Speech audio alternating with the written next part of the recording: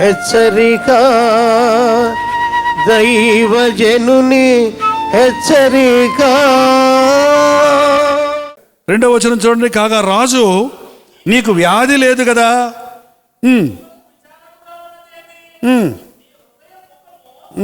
హృదయ దుఃఖము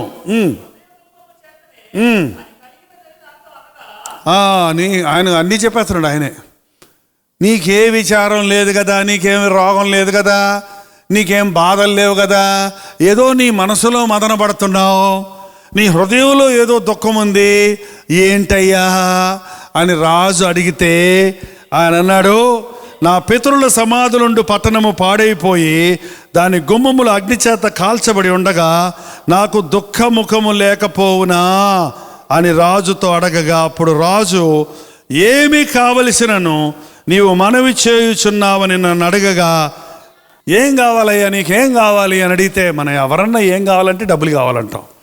వెంటనే మనం అడిగేది ఏంటి? డబ్బులు కావాలి, డబ్బులు కావాలి, డబ్బులు కావాలి, డబ్బులు కావాలి. డబ్బులు కావాలి కాదు, ఏం కావాలి? నన్ను పంపయ్యా, నాకు లీవ్ కావాలి, నా దేవుని సన్నిధికి వెళ్ళటానికి నాకు లీవ్ కావాలి, ఆదివారం మాకు డ్యూటీ అండి, ఎలా రమ్మంటారో అని అడుగుతారు కొంతమంది.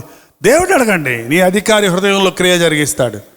నువ్వు వారమంతా నమ్మకంగా పనిచేస్తే నీకు ఆదివారం నాడు సెలవిస్తాడు ఆయన. నువ్వు నమ్మకంగా నీవు యథార్థపరుడు అని తెలిస్తే నిన్నే కోరుకుంటాడు. ఒక ఆయన తప్పులు లెక్కలు వేయమన్నాడంట, ఒక అకౌంటెంట్గా పెట్టుకున్నాడు ఒక అతన్ని, క్రైస్తవ వ్యక్తి. అకౌంట్ తప్పులు వేయమంటే, నేను క్రైస్తవ ఉండండి, నేను తప్పు లెక్కలు రాయనండి, సారీ అన్నాడంట. అట్లయితే కుదరదా, వెళ్ళిపో అన్నాడంట. ఉద్యోగం పోయింది. ఓ 3 నెలలు అయిన తర్వాత అదే మనిషి పిలిపించాడంట. ఏమని? నువ్వే కావాలి యథార్థపరుడివి, నేను తప్పులు లెక్కలు రేయమని ఇంకొకరిని పెట్టుకుంటే వాడు నాకే తప్పులు లెక్కలు చూపిస్తున్నాడు. వాడు తప్పు లెక్కలు అంటే వీడు సగం బిగ్గేస్తున్నాడంట అందులో. నువ్వేనా కనీసం యథార్థంగా ఉన్నావు కాబట్టి నువ్వే కావాలి, నీకే మంచి పొజిషన్ ఇస్తాను రమ్మని పెట్టుకున్నాడంట. నువ్వు నమ్మకస్తుడు ఉంటే నిన్ను పిలుస్తాడు. నెహమ్యాను చూసి అతను చేసే పర్ఫెక్షన్, అతనిలో ఉన్న ఆనందం, కొంతమంది ఏడుస్తూ పెడతారు, తాగా తినే ఏంటంటే. నెహమ్యా మరి రాజుగారిని ఎంత ప్రీతిపరిచాడో, అంటే ప్రీతి తెచ్చుకుంటూ ఇచ్చేది కాదు, ఆ ముఖంలో దేవుని కళ ఉంటుంది, ఆ వంటకంలో దేవుని యొక్క ఆశీర్వాదం ఉంటుంది. కాబట్టి రాజు చాలా ఇతని పట్ల ఫేవర్గా ఉన్నాడు. కాబట్టి ఏమన్నాడు, నీకేం కావాలో చెప్పంటే నాకు లీవ్ ఇవ్వమన్నాడు, అంతే, డబ్బులు ఇమ్మని అడగలేదు. కానీ అదే సమయంలో ఏం చేశాడో తెలుసా?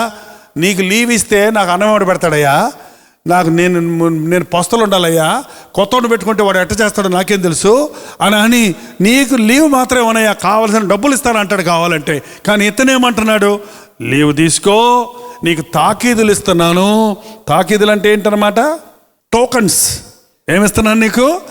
టోకన్ చూపిస్తే అడితిలోకి వెళ్తే పుల్లలు ఫ్రీ, టోల్ గేట్ దగ్గర చూపిస్తే టోల్ గేట్ ఫీజు లేదు. ఏంటండి, కార్డు చూపించగానే చూడండి, మీరు కొన్ని చోట్ల కొన్ని కార్డులు చూపించారనుకోండి, మీకు సెల్యూట్ చేస్తారు వాళ్ళు. నీ కార్డు కాదు, అది ఎవడదో, కానీ నీకు సెల్యూట్ చేస్తారు వాళ్ళు. కార్డు మీద ఉన్న విలువ అన్నమాట.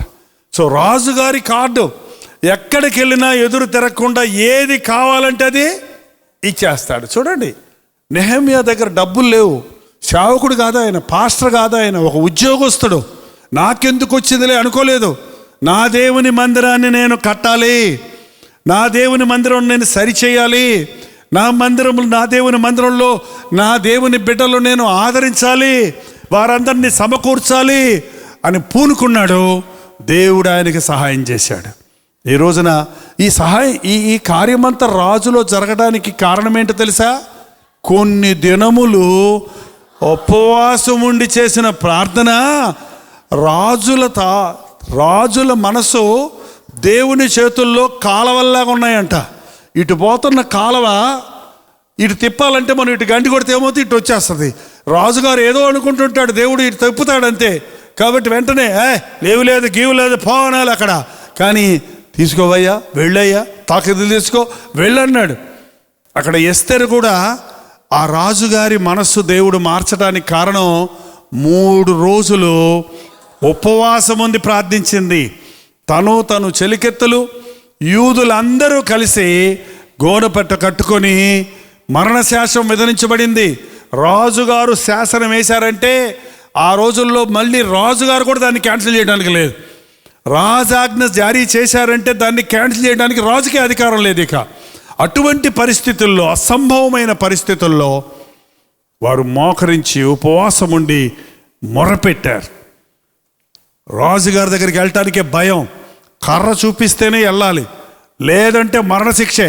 పిలవకుండా వచ్చినందుకు చంపేయి అంటాడు. ఒక భార్యను వదిలేశాడు ముందే. వదిలేశాడు కదా వష్టిని. రమ్మంటే నేను రానంది, రాకపోతే పా అన్నాడు, వదిలేశాడు. ఇంకా అట్టా ఉంటే మూర్ఖుడు. అలాంటి మూర్ఖుడి మనసుని దేవుడు ఎస్తేరు మీద ఇష్టం పుట్టిందంట. ఇష్టం మీద దయబుట్టించాడంట దేవుడు. ఆమె కోరికను, విన్నపాన్ని కోరుకున్నాడు. మరో కొత్త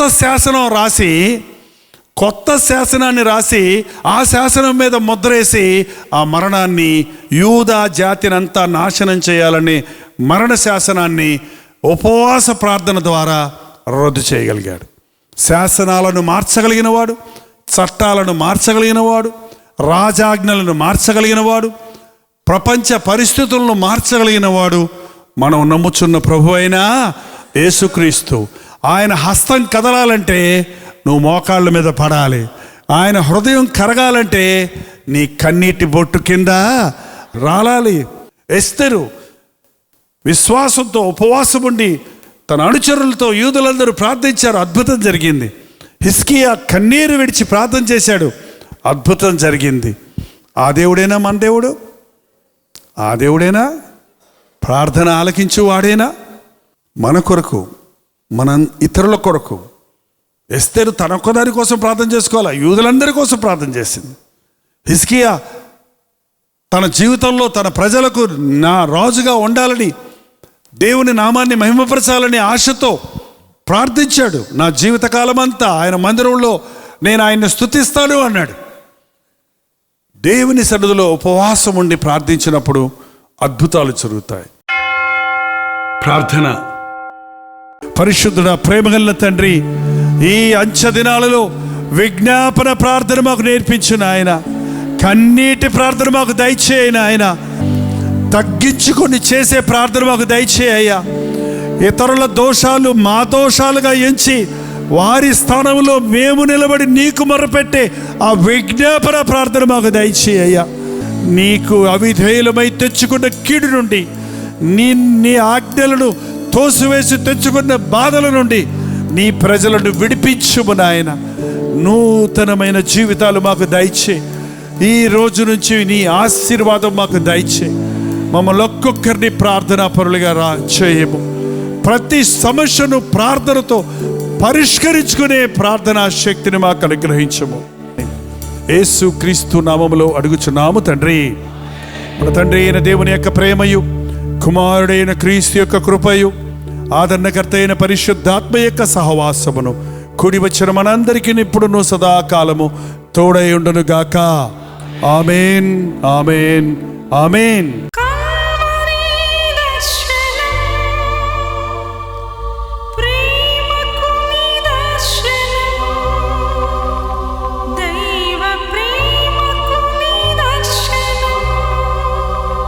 తెలుగు, తమిళ, హిందీ, మలయాళం, బెంగాలీ, ఒరియా అనే 6 భాషల్లో టెలివిజన్ ప్రోగ్రామ్స్ కొనసాగుతూనే ఉన్నాయి. భారభరితమైన పరిచయంలో మీరు సహకరించాలని ఆశిస్తే, ప్రభు మిమ్మల్ని ప్రేరేపిస్తే మీ విరాళాలు, కానుకలు డాక్టర్ జై ఫౌండేషన్స్ అనే ట్రస్ట్ నెంబర్కి మీరు పంపించవచ్చు. అవి నేరుగా టీవీ ఛానల్స్కి వెళ్తాయి. అందులో ఏది మేము మా సొంత ఖర్చుల కొరకు ముట్టుకోవటం లేదు, వేరే పరిచయ కొరకు ముట్టుకోవటం లేదు. టెలివిజన్ పరిచయలో ఇంకా సువార్త అనేది వారికి అది అందించాలని ఆశతో ఒక 20 సంవత్సరాలుగా కొనసాగుతున్న పరిచయం కొరకు ప్రార్థించండి, మీ సహకారాన్ని అందించండి. ఈ విషయంలో మీకు ఇంకా వివరాలు కావాలంటే 89393939 అనే నెంబర్కి మార్నింగ్ 10 నుంచి ఈవినింగ్ 10 లోపల మీరు ఫోన్ చేయండి. వివరాలు గురించి తెలియజేస్తాను.